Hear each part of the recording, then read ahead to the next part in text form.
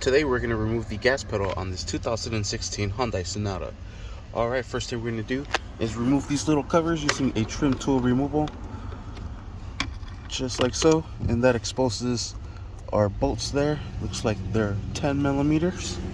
Sorry, I'm doing this live and direct to the parking lot. Let's go ahead and remove those. Alright, and they are 10 mils, so we'll remove these from here. This one as well. Alright, we'll lift up and out.